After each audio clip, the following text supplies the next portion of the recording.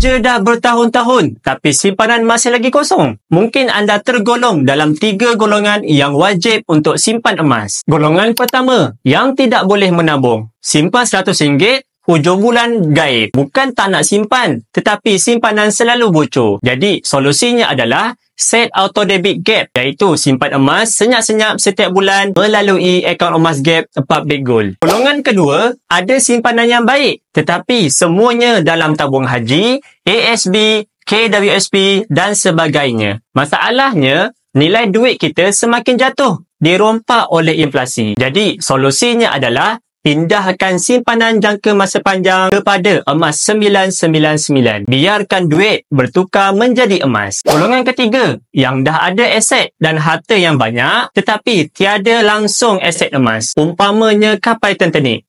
Megah tapi tidak ada lifeboat. Jadi solusinya, 10% daripada kekayaan tumpuan sepatutnya ditukarkan menjadi emas. Sekurang-kurangnya, 1 kilogram emas sebagai insurans keluarga anda. Kalau anda salah satu daripada 3 golongan ini, mungkin emas adalah jawapannya. Bagi yang ingin mengukuhkan kewangan dengan simpanan emas bersama Public Gold, boleh tengok pin video tutorial di profil. InsyaAllah, saya bantu sebaiknya.